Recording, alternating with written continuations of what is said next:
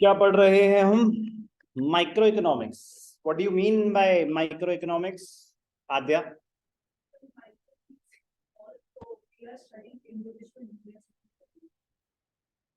Keyword missing, बाकी सब बिल्कुल करेक्ट कि micro means small. We are studying individual units of the economy, or we are studying the economy by breaking it down into small parts. But what are we studying? बंद कर देंगे books, बंद कर देंगे registers. What are we studying about the individual economic units? Keyword is the behavior. ये बहुत important word है. We are studying the human behavior. We are studying the behavior of those units, of those individuals.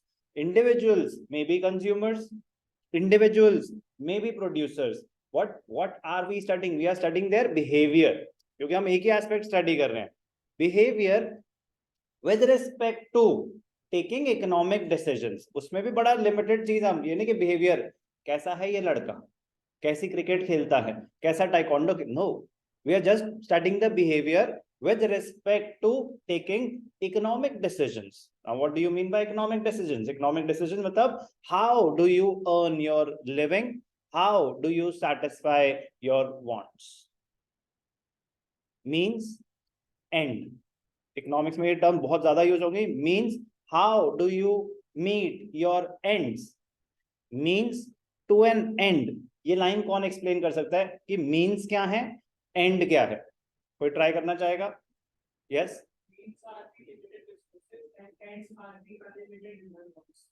Perfect answer. And, and मतलब आपका and means and. And क्या है? You want to satisfy your wants. Eventually सब कुछ क्या चाहते हैं? सब कोई क्या चाहता है? हमारी कुछ वांट्स हैं वो हम कुछ नहीं, अनंत अनलिमिटेड वांट्स हैं जो हम सैटिस्फाई करना चाहते हैं. Now, how do you satisfy those wants? With the limited resources which you have. So, means to an end. So, microeconomics is the study of human behavior of individual units of an economy. तो तीन parts में divide करा उन्होंने इस चीज को. कह रहे एक हम करेंगे कंज्यूमर्स, पूरी यूनिट को बात कर रहा हूं मैं कि एक पूरे कंज्यूमर्स का बिहेवियर स्टडी करेंगे, फिर हम प्रोड्यूसर्स का बिहेवियर स्टडी करेंगे, और फिर मार्केट का बिहेवियर स्टडी करेंगे. ध्यान से सुनेंगे प्लीज. मार्केट का बिहेवियर स्टडी करेंगे. तो डाउट आ सकता है कि सर कंज्यूमर्स ठीक है, एक इंडिविजुअल एस्पेक्ट हो गया. प्रोड्यूसर्स बिल्कुल ठीक है, एक इंडिविजुअल एस्पेक्ट हो गया. But market, how is market a part of micro economics? Doubt आ सकता है कि नहीं आ सकता? बट मैं एक्सप्लेन कर चुका हूं कि why are we studying market behaviour in microeconomics only. कोई एक्सप्लेन कर सकता है? Again Ayushman. Perfect answer. Again बताया था हम जो माइक्रो इकोनॉमिक्स में स्टडी करेंगे, market demand for a particular commodity study करेंगे. तो अगर हम मार्केट डिमांड स्टडी भी करेंगे तो that would be market demand for books, that would be market demand for mobile phones, that would be market demand for pens और a particular pen, but for a particular commodity. So consumer behavior, producer behavior, market behavior, but market behavior not for all the goods and services, for one commodity at a time. Therefore it is a micro concept. Exam में question आ सकता है, identify whether the following are micro variables और macro variables. तो उसमें आएगा market demand, क्योंकि जिसने नहीं रिवाइज किया होता तो मार्केट तो नहीं, मार्केट में तो बहुत सारे होते हैं. तो market demand is it an example of a micro variable Mitali और a macro variable? Micro variable. Sir फिर give an example of a macro variable. Aggregate demand. आपको एक्सप्लेन किया था, मार्केट डिमांड अलग होती है, एग्रीगेट डिमांड अलग होती है. Aggregate demand is the sum of individual demand for all the goods and services, whereas market demand is the sum of individual demand for a particular commodity. तो micro economics तीन parts में अब हो गया. Chapter 1 intro to micro ना एक बिल्कुल अलग ही कॉन्सेप्ट था. अब शुरू हो रहा है एक्चुअल माइक्रो इकोनॉमिक्स. अब शुरू हो रहा है एक्चुअल माइक्रो इकोनॉमिक्स. उसमें एक हमने इंपॉर्टेंट चीज सीखी, टीपीसी. तो जो वैल्यू एडिशन थी उनकी टेक्निकल वैल्यू एडिशन, बाकी तो जनरल था, that is also very very important. to understand the meaning of economy, economics, micro, macro. But जो technical value addition थी, PPC. What is PPC? What does it indicate? What is the shape? What is MRT? What is MOC? तो वो उसका technical aspect था. अब एक नई unit शुरू हो रही है जिसका पीछे से कोई लेना देना नहीं है, बस एक मीनिंग ऑफ इकोनॉमिक्स आपके साथ जिंदगी भर चलेगा कि जब जब आप इकोनॉमिक्स पढ़ रहे हैं तो स्कैरसिटी होगी ही होगी, उस हिसाब से आपको डिसीजंस लेनी पड़ेंगी. बट अब हम स्टडी कर रहे हैं कंज्यूमर बिहेवियर. क्या स्टडी कर रहे हैं? Consumer behaviour. तो जब हम कंज्यूमर बिहेवियर स्टडी कर रहे हैं तो बिल्कुल एक आइसोलेटेड अप्रोच है. आइसोलेटेड अप्रोच मतलब सर इकोनॉमी में कोई और एग्जिस्ट ही नहीं करता, सिर्फ कंज्यूमर्स ही एग्जिस्ट करते हैं. तो अब जो बात होगी ना सिर्फ कंज्यूमर के पॉइंट ऑफ व्यू से होगी. मतलब प्रोड्यूसर क्या सोच रहा है, क्या उसकी विलिंगनेस है, क्या उसका थॉट प्रोसेस है, क्या उसके डिसीजन मेकिंग प्रोसेस है, वो आपके डिसीजन को अफेक्ट नहीं करेगा.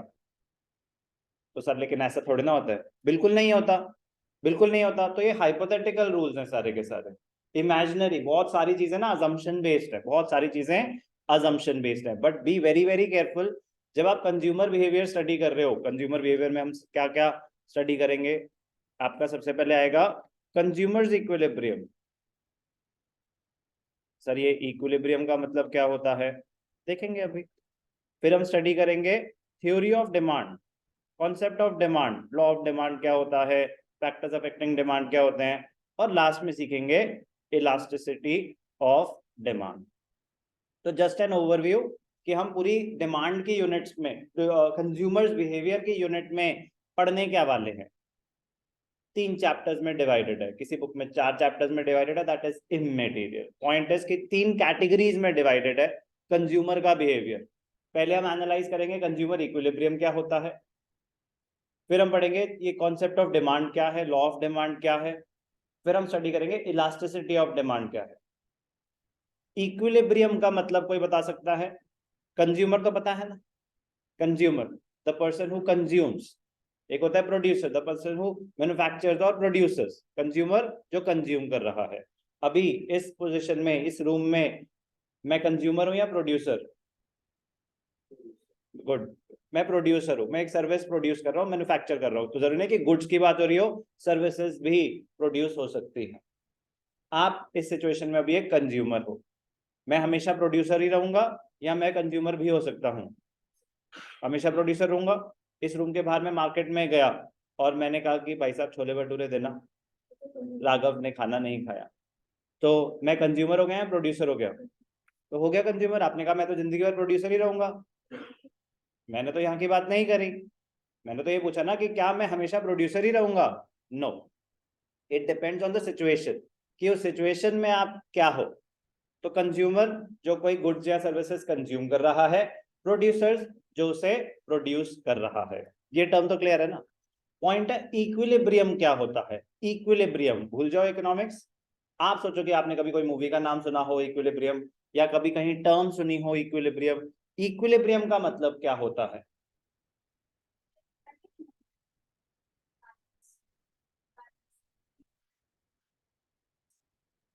Okay, balance. इक्विलिब्रियम मतलब बैलेंस किसी भी दो चीजों में.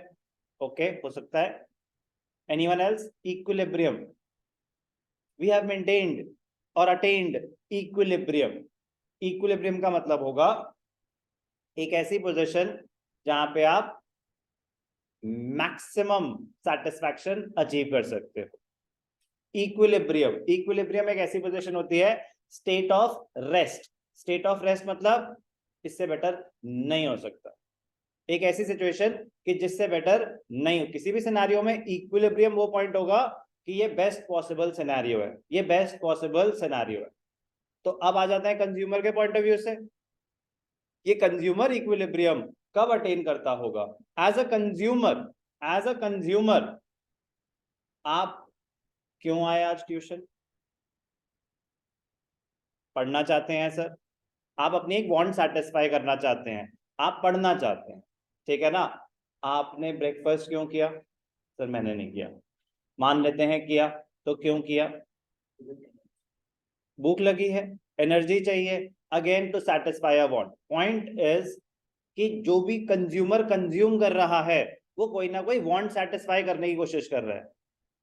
तो मेरा क्वेश्चन ये है कि इक्विलिब्रियम, कंज्यूमर इक्विलिब्रियम कब अटेन करेगा? आंतरिक इक्विलिब्रियम मतलब स्टेट ऑफ रेस्ट, इक्विलिब्रियम मतलब बेस्ट पॉसिबल सिनेरियो, इक्विलिब्रियम मतलब ऐसी सिचुएशन जहां पे डैश डैश डैश होता है। मैक्सिमम सेटिस्फैक्शन मिल जाएगी, मैक्सिमम वांट सेटिस्फाई नहीं, एक पर्टिकुलर वांट की बात होगी, one want at a time, one commodity at a time, और आगे जाके देखेंगे one commodity to commodity. Simpler terms में a consumer attains equilibrium when he gets the maximum satisfaction with the given resources, when he gets the maximum satisfaction with the given resources. Simple. Equilibrium. आप maximum want satisfy? No. Keep it simple. Where your satisfaction is maximum with the given limited resources that you have. तो consumer equilibrium में हम study करेंगे different different analysis, utility क्या होता है, utility analysis क्या होता है, ऑर्डिनल एनालिसिस क्या होता है, मल्टीपल चीजें हम पढ़ने वाले हैं। मजेदार चैप्टर है, टेक्निकल चैप्टर है। Law of demand, theory of demand में कवर होगा। कोई बता सकता है कि लॉ ऑफ डिमांड क्या होता है? लॉ ऑफ डिमांड सर अभी कैसे बताते हैं हम, क्योंकि बहुत ही जनरल सी बात है, हो सकता है किसी ने सुना हो सकता है ना सुना हो। लॉ ऑफ डिमांड कहता है प्राइसेस जब हाई जाते हैं तो डिमांड कम हो जाती है, तो उनका इनवर्स रिलेशनशिप और सप्लाई को हम कांस्टेंट समझते हैं। जब हम कंज्यूमर बिहेवियर स्टडी कर रहे हैं तो प्रोड्यूसर एग्जिस्ट ही नहीं करता। जब हम डिमांड स्टडी कर रहे हैं तो सप्लाई का कोई लेना देना नहीं है, मतलब it is to be ignored, मतलब केप्ट असाइड, उसको टच ही नहीं करना। लॉ ऑफ डिमांड क्या कहता है? लॉ ऑफ डिमांड कहता है there is an inverse relationship, बिल्कुल सही बोला आपने, there is an inverse relationship between what? Between the price of a commodity and quantity demanded. कि किसी चीज के प्राइसेस बढ़ेंगे तो डिमांड कम हो जाएगी, किसी चीज के प्राइसेस कम होंगे तो डिमांड बढ़ जाएगी। लॉ ऑफ डिमांड सर ये तो ऑब्वियस सी बात है, यस और नो? अच्छा, पेट्रोल के प्राइसेस बढ़ रहे हैं कम हो रहे हैं? बढ़ ही रहे हैं, उसकी डिमांड बढ़ रही है कम हो रही है? बढ़ ही रही है, तो हो गया लॉ ऑफ डिमांड वायलेट। एक एग्जांपल में वायलेट हो गया लॉ ऑफ डिमांड कि पेट्रोल के प्राइसेस तो सर बढ़ते जा रहे हैं, 60 70 80 90 96 कुछ भी होता जा रहा है, डॉलर के रेट बढ़ते जा रहे हैं, डिमांड भी बढ़ती जा रही है। पेट्रोल पे स्टिक करते हैं अभी, क्योंकि डॉलर पे कुछ लोग शुरू हो जाएंगे सर अब तो दूसरे अदर करेंसीज भी एक्सेप्ट हो रही है, उसको साइड में रखते हैं। पॉइंट इज कोई भी लॉ तब अप्लाई करेगा जब उसके अजम्पशंस के साथ पढ़ा जाए। कोई भी लॉ तब अप्लाई करेगा, तब वैलिड होगा जब वो उसकी अजम्पशंस के साथ पढ़ा जाए। तो लॉ ऑफ डिमांड की अजम्पशन ही क्या है? other things remaining constant, other things remaining constant, there is an inverse relationship between price and quantity demanded. So what are those other things? बस आपको एक brief idea दे रहा हूं कि other things like आपकी income change ना हो, अगर size of the population change ना हो, अगर बाकी प्राइसेस ऑल्टरनेट आपको सब्स्टिट्यूट्स के प्राइसेस चेंज ना हो, अगर मतलब इतने सारे कांस्टेंट्स हो, अगर तब अगर किसी चीज का प्राइस बढ़ेगा तो उसकी डिमांड गिरेगी। तो अभी तो क्या हो रहा है कि प्राइस बढ़ रहा है लेकिन लोगों की इनकम भी तो बढ़ती जा रही है तो डिमांड नहीं गिर रही, पॉपुलेशन भी तो बढ़ती जा रही है तो डिमांड नहीं गिर रही। तो there are so many other factors which affect demand, not just the price of the commodity. Point बस इतना आपको नहीं पता होना चाहिए लॉ क्या होता है, मैं बस आपको तो ये पता होना चाहिए कि कोई भी इकोनॉमिक्स का लॉ पढ़ेंगे तो वो उसके अपनी अजम्पशंस के साथ ही पढ़ा जाएगा, वो तभी वैलिड होगा। सर ये इलास्टिसिटी ऑफ डिमांड क्या होता है? लॉ ऑफ डिमांड ने तो ये बताया कि प्राइस बढ़ेगा डिमांड कम होगी, प्राइस कम होगा डिमांड बढ़ेगी। उसने डायरेक्शन तो बताई कितने से, कि अगर प्राइसेस 10% से बढ़ जाएं तो डिमांड कितने परसेंट से गिर सकती है, वो लॉ ऑफ डिमांड नहीं बताता, वो इलास्टिसिटी ऑफ डिमांड बताता है कि कितने से। कि वो जो इम्पैक्ट आएगा, क्योंकि ये सब स्टडी कौन कर रहा है, ये सब स्टडी कौन कर रहा है, कंज्यूमर बिहेवियर भी कौन एनालाइज कर रहा होगा, कंज्यूमर या प्रोड्यूसर। तो आपने कभी आप कंज्यूमर हो तो क्या आपने कभी एनालाइज करा है?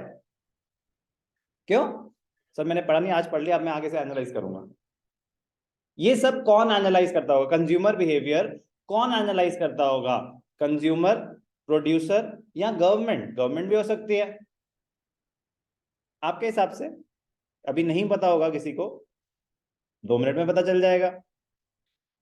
तुक्का ही मारना है, जल्दी मार। Consumer, would you like to change your answer? Producer?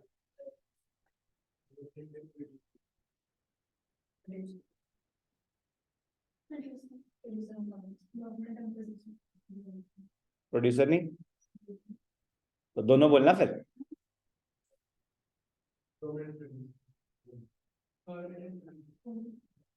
Government के पास और भी बहुत काम है, ठीक है ना। तो प्रोड्यूसर एनालाइज करेगा आपका बिहेवियर। प्रोड्यूसर एनालाइज कर रहा है, उसको फिक्स करना है प्राइस, उसको फिक्स करना है प्राइस डिफरेंट डिफरेंट कमोडिटीज का। तो वो आपका बिहेवियर एनालाइज करना चाहेगा कि अगर मैंने प्राइसेस 10% से बढ़ा दिए तो क्या इंपैक्ट आएगा मेरे प्रोडक्ट की डिमांड पे मार्केट में। मैंने अगर 50% डिस्काउंट दे दिया तो क्या इंपैक्ट आएगा मेरे प्रोडक्ट का मार्केट में। ज़ारा वाले डिस्काउंट देते हैं तो दूध की लाइन लग जाती है, अदरवाइज खाली खाली सा माहौल लगता है वहां पे। तो पॉइंट इज कि प्रोड्यूसर्स एनालाइज कर रहे होते हैं कि कितना डिस्काउंट दें, किस सीजन में दें, मतलब इतनी चीजें वो स्टडी करते होंगे कि कब कैसे उस प्रोडक्ट की डिमांड। ऐसे थोड़ा ना कि रैंडमली वो सेल निकालते होंगे, वो देखते होंगे कि पैटर्न होता है, पैटर्न कि कब लोग खरीदते हैं कपड़े। सर जरूर थोड़ा ना कि सब उसी टाइम खरीदते होंगे, उनके पास years and years of study है, उनके पास years एंड उनके पास तो पूरा डेटा होता होगा ना। जब सेल नहीं दे रहे, चलो मैं कह रहा हूँ नॉर्मल सिनेरियो, फर्स्ट को इतनी सेल हुई, सेकंड को इतनी सेल हुई, वेंसडे को इतनी सेल हुई, थर्सडे को इतनी सेल हुई, सैटरडे को इतनी सेल हुई, संडे को इतनी सेल हुई, अप्रैल में इतनी सेल हुई, मई में इतनी सेल हुई, जून में। उनके पास तो मंथ वाइज पैटर्न होता है, इतना डेट, मतलब बहुत एनालिसिस होता है उनके पास, month wise day wise pattern होता है, हर चीज का पैटर्न होता है। बट ये कौन एनालाइज कर रहा है, कौन स्टडी कर रहा है? प्रोड्यूसर। तो प्रोड्यूसर ही ये सारा डेटा ऑब्टेन करता है डिसीजन मेकिंग के लिए। आपकी डिसीजन मेकिंग बहुत सिंपल है, कंज्यूम करें या ना करें, सिंपल। प्रोड्यूसर की डिसीजन मेकिंग बहुत ज्यादा कॉम्प्लिकेटेड है। पहली बात तो उस प्रोडक्ट के कैरेक्टरिस्टिक्स बहुत ज्यादा परफेक्ट होने चाहिए जो आपकी वांट्स को सेटिस्फाई करे। दूसरा, प्राइसिंग उसके लिए सबसे बड़ा इशू है, प्राइसिंग। पॉइंट इज ये सारी स्टडी कौन करता है? प्रोड्यूसर। डेटा आपसे मिलेगा सर, लेकिन हम बिहेवियर तो हमारा है, वो कैसे स्टडी कर लेगा? आपसे क्वेश्चंस पूछ पूछ के, आपके पैटर्न्स को स्टडी करके। जैसे जो आपका खर्चा है वो डेटा ही तो है, उनके पास तो डेटा सारा जा रहा है, तो आपके पैटर्न्स को एनालाइज करके वो ये सब डिसीजंस लेते हैं। ओके, हैविंग सेड दैट, हम क्या भी पढ़ रहे हैं? Consumer behaviour. कंज्यूमर बिहेवियर जब स्टडी कर रहे हैं तो आप ही हैं इस दुनिया में, कंज्यूमर ही है इस दुनिया में, कोई और एग्जिस्ट नहीं करता। तो जैसे कि एक छोटा सा एग्जांपल, आप आइसक्रीम खाते हैं, कौन सी आइसक्रीम सबसे फेवरेट है? कौन सी कंपनी की आइसक्रीम सबसे फेवरेट है? मदर डेयरी की आइसक्रीम आपकी सबसे फेवरेट है। अगर 100 रुपीज का एक कप होगा तो कितने कप खाएंगे? एक। अगर 90 का होगा तो कितने खाएंगे? एक। 80 का होगा तो कितने खाएंगे? 70 का होगा तो कितने खाएंगे? 2 खा लेंगे। तो ठीक है, प्राइस ड्रास्टिकली गिरा तो डिमांड बढ़ गई, 70 पे 2 खा लेंगे, 60 पे 2, 50 पे 3 हो गए, 50 पे 3 हो गए, 40 पे 3, 30 पे 4 हो गए, 30 पे। अभी रुको जरा, 40 पे कितने 4 हो गए, 30 पे 20 पे 5 हो गए, आराम से 5 6 20 के हो गए। 10 रुपए के 10 खा लेगी, ले लूंगी, उसके बाद मैं डिसाइड करूंगी उसका करना क्या है। 5 रुपए के अभी भी 10 ही, 1 रुपए के। तो ये सब कंज्यूमर बिहेवियर है, मिल जाएगा क्या? मिलेगा तो नहीं ना। तो सर ऐसे सवाल ही क्यों पूछा आपने? जब कंज्यूमर बिहेवियर स्टडी कर रहे हैं तो प्रोड्यूसर एग्जिस्ट ही नहीं करता, ये समझाने के लिए कि आपसे बस डिफरेंट डिफरेंट लेवल के ना ये क्वेश्चंस पूछे जा रहे हैं कि अगर ये 100 रुपए का होगा तो कितने ले लोगे। आपकी willingness, keyword would be willingness. आपकी विलिंगनेस को एनालाइज किया जा रहा है कि आपकी इच्छा क्या है। प्रोडक्ट नहीं मिल रहा आपको, प्रोडक्ट नहीं मिल रहा आपको, कोई बेच नहीं रहा उस प्राइस पे। आपकी विलिंगनेस को एनालाइज किया जा रहा है कि अगर 10 रुपए का होगा तो आप कितने यूनिट्स लेंगे, अगर 100 रुपए का होगा तो कितनी यूनिट्स लेंगे। तो अगर आप एक रिलेशनशिप भी देखेंगे ना प्राइस और क्वांटिटी डिमांडेड में, तो हम सिर्फ और सिर्फ विलिंगनेस स्टडी कर रहे हैं। क्या स्टडी कर रहे हैं? विलिंगनेस। तो विलिंगनेस में क्या वो एक्चुअल ट्रांजैक्शन हो रही है? नो, विलिंगनेस तो आपकी सिर्फ इच्छा पूछी जा रही है। कैसे हो सकते हैं? 1 रुपए में दे दूंगा मैं आइसक्रीम जो 100 रुपए की है। सर लेकिन अगर 100 यूनिट लेगी तो नहीं दोगे क्या?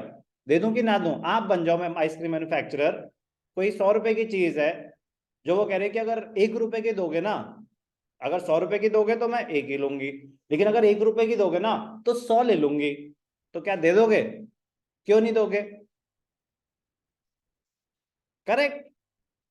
तो फिर लेकिन सर फिर इसने ये बनाया कैसे चार्ट कि इस प्राइस पे ये, इस प्राइस पे ये? वो सिर्फ विलिंगनेस थी, वो कोई ट्रांजैक्शंस नहीं हो रही।